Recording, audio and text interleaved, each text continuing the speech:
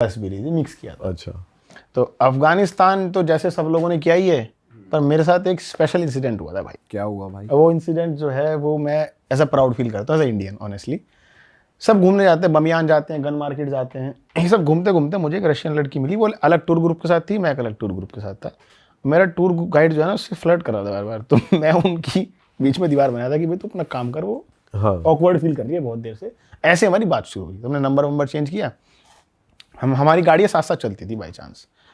तो ऐसे करके अपना टूर ख़त्म। मैं उज़्बेकिस्तान बाय लैंड, वो अगले दिन जानी थी ताजिकिस्तान। जैसे ही बॉर्डर में क्रॉस किया उज़्बेकिस्तान का, मेरे फ़ोन में चेक किया 50 मिस कॉल, वीडियो कॉल्स। ये क्यों मेरे को वीडियो कॉल कर रही है 50 वो भी 50। तो मैंने फिर फ़ोन किया, मैं क्या हुआ? कह रही है लोग मेरे को जाने नहीं दे रहे, रो रही है बैठ के। ओ भाई, ये मेरे को बोल रहे फंस गया। कौन लोग थे वो? उसके टूर गाइड।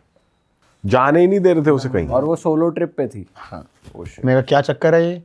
बोल लिए कह रहे हैं तेरे को 60,000 रुपये और देने पड़ेंगे तभी जाने देंगे।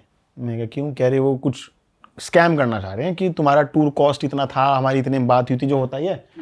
मैं कहा भाई तू तो निकल जा। कह रही नहीं, ये तो पुलिस बुला ली, यहाँ पे ड्रामा कर रहे हैं कि पैसे दे, नहीं तो जाने नहीं देते हम।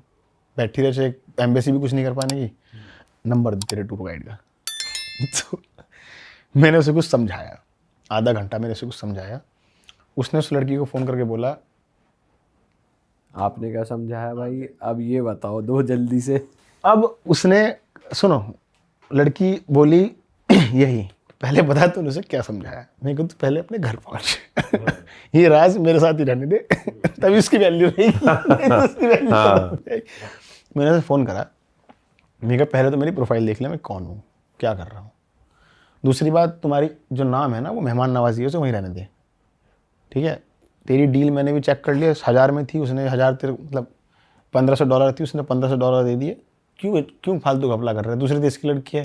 बोले नहीं भाई ऐसे नहीं। मैं क्या, मैं एक स्टोरी लगा दूंगा ना अभी, ये वायरल हो जाएगी और तेरे को दिक्कत होगी, क्योंकि प्रूफ सारे हैं। तो फिर उसने शर्मिंदगी में कहा कि भाई सॉरी, हम सोच रहे थे थोड़ा एक्स्ट्रा मिल जाएगा, लेकिन आपने समझा दिया। उसने एक्सेप्ट ये चीज़ किया। हाँ, आपने समझा दिया और हमारी बुद्धि भ्रष्ट हो गई थी काइंड ऑफ, और उसने एक्सेप्ट किया। आज भी बात करता है मेरे से। सही मान गया भाई। हाँ, उसने जाने दिया उस लड़की को। वाह यार, तो सही। तो हमें लगा कि हम भी बीच बचाव करने, किसी को बचाने, रेस्क्यू करने आ सकते हैं। खाली इंडियन स्टूडेंट्स ही नहीं फंसते। हाँ, सही बात काम है। फोन पे भी हो सकता है। फोन पे हो सकता है, दूसरे देश में बैठ के। उसे मैं नहीं बताया मैं उज़्बेकिस्तान में, यहीं हूँ भी, मैं आ जाऊंगा 10 मिनट में। तो ये और वो रशियन लड़की ने फिर वो अपने घर पहुंच गई। होती है बात अब? उसने रिगार्ड किया था बहुत, रेगुलर टच तो नहीं रख सकता किसी के साथ, लेकिन उसने बहुत रिगार्ड किया था कि भाई ऐसा कभी नहीं हुआ, कभी मेरे को कोई इंडियन मिलेगा मैं भी उसकी हेल्प करूंगी। ऐसे चलता है सब कुछ। यहाँ पर्सपेक्टिव चेंज हो गया थोड़ा। पर्सपेक्टिव चेंज हो गया। और ऐसे जो दोस्ती होती है ट्रैवल के दौरान, ऐसी कोई दोस्ती जो आपको याद रह गई हो, या जिस कंट्री के दोस्त सबसे प्यारे हो, मतलब अच्छा, आपका बेस्ट फ्रेंड कौन है? ये तो यही बैठे हैं। एक्सपेक्ट कर सकते हो कि किसी देश में कहीं गए और कोई इंसान आपके इतना क्लोज हो गया कि आपके फैमिली से भी ज़्यादा क्लोज हो गया। ऐसी दोस्ती, वो भी भाषा भी नहीं आती। भाषा भी ना आते हुए? कौन सी कंट्री में? मेरे साथ एक कांड हुआ, कांड नहीं सॉरी, मेरे साथ एक ये तो किस्सा। अच्छी चीज है। आपके कांड भी तो अच्छे ही है। ये वाला अच्छा है। हाँ। तो मैं चाइना में था, बिजनेस जब मैं करता था ना, तो ऑनलाइन सप्लायर्स ढूंढते ढूंढते मेरे को एक महिला मिली, उसका नाम था लीव। बड़ी चैनल पे मेरे लोग जानते हैं। तो हमारी बातचीत शुरू हुई, थोड़ी थोड़ी हम लोग डिस्कस करते थे क्या कितने का है, क्या कितने का है।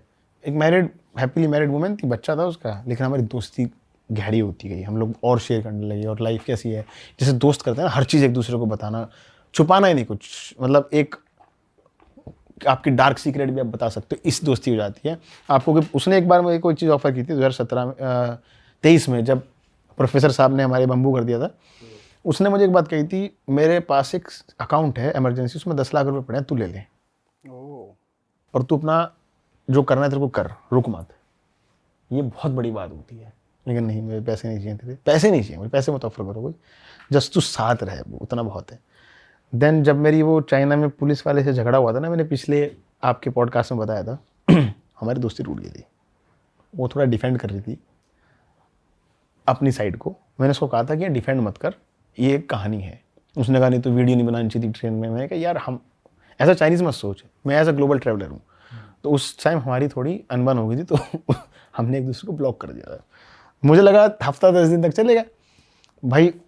उसने 8 महीने हो गए मुझे अनब्लॉक नहीं किया, और मैं यहाँ तड़पता जा रहा हूँ यार, ऐसा दोस्त मैं छोड़, ऐसे माँ बाप की तरह यार आप नहीं छोड़ सकते। और चाइना में किसी संपर्क करने का एक ही तरीका है, वीचैट। यहाँ तो क्या है, इंस्टाग्राम पे ब्लॉक कर दे, व्हाट्सएप पे मैसेज डाल दो, ईमेल पे डाल दो, 10 तरीके हैं। लोग तो पेटीएम पे भी मैसेज डाल देते हैं भाई। ईमेल कर देते अरे हैं लोग, भाई अनब्लॉक कहाँ कर है? दो। तो मैं देहरादून बैठा था दोस्त के साथ, मैंने कहा यार क्या करूँ यार, वो मिल नहीं रही यार, मैं नहीं, मुझे अच्छा नहीं लग रहा। उसने कहा तू चला जाना ढूंढने उसको चाइना। मैं कहा मुझे तो पता भी नहीं कहाँ रहती यार, एक बार मिला वो भी उसके ऑफिस में, वो भी वही लेके गई थी, मुझे नहीं पता कहाँ है। अच्छा, बिजनेस के दौरान ही इतनी दोस्ती हो गई फोन से ही? हाँ, एक बार मैं मिला था उसके ऑफिस में जब चाइना गया था यार। वो ना जब मैं हिचाइक कर रहा था ना, ऐसे आई थी वो 35,000 रुपये हाथ में कैश लेके, तू रख, मुझे अच्छा नहीं लग रहा तो हिचाइक कर रहा है। मैंने कहा ये मेरी लाइफ है, इसको ख़राब तरीके से मत ले। तो जब आपके कोई बहुत क्लोज होता है ना तो आपके बारे में सोचता है। तो उसने कहा तू चाइना जा, उसको ढूंढ गया। मैंने ठान लिया भाई, मैंने एक कैमरा लिया, अनाउंस करा सीरीज़, इसको ढूंढते हैं, 1-2 महीना लगाएंगे ढूंढेंगे इसको, कहाँ है भाई। मैं गया वियतनाम, जर्नी को थोड़ा मुझे ना पेनफुल बनाना था ताकि वो याद रहे।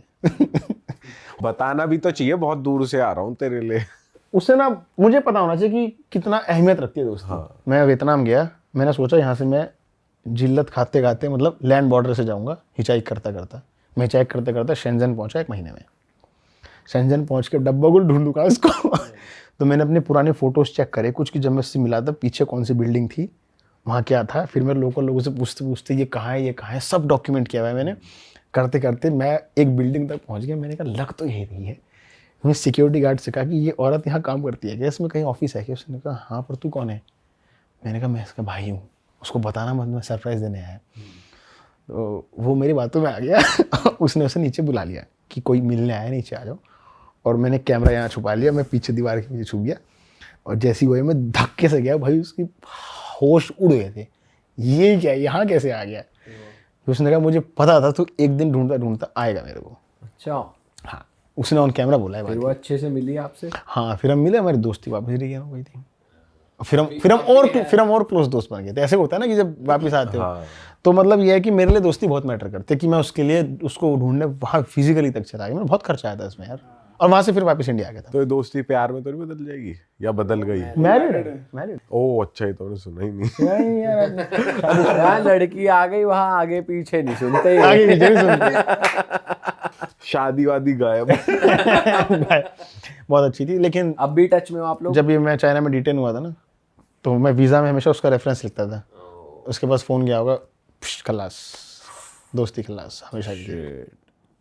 तो ये खोया मैंने इस चाइना वाले डिटेंशन से, सबसे बड़ी चीज़। वो डर गई होगी, उसने कभी मेरे को मैसेज नहीं किया उसके बाद। उसे वहाँ रहना है भाई। सही बात है भाई, वहाँ पे तो। पर जो लोग चाइनीज़ लोकल्स हैं, वो लोग बताते हैं कि मतलब कि वो लोग खुश है गवर्नमेंट से, या उन्हें इतना कुछ फ़र्क नहीं पड़ रहा है, या वो रिस्ट्रिक्टेड वो उतना ही बताते हैं जितना बताने से उन्हें दिक्कत ना हो। लेकिन वो लोग ये बोलते हैं भाई हमारा इंफ्रास्ट्रक्चर अच्छा है, रहना खाना अच्छा है, हमें शिक्षा फ्री मिल रही है बच्चों को, हमारे मेडिकल इंश्योरेंस अच्छा है, नौकरी पैसा अच्छा है, और क्या चाहिए। इतने विवाद है नहीं कि हम उठाएं, सड़क टूट रही, गड्ढा हो गया, नेताजी ठीक कराओ, ऐसा ही नहीं वहाँ। तो उन्हें चाहिए ही नहीं। अच्छा, एजुकेशन फ्री है क्या चाइना में? यस, सरकारी स्कूल फ्री है वहाँ पे। अगर आपको प्राइवेट स्कूल चाहिए ना चाइना में, आप ले नहीं सकते।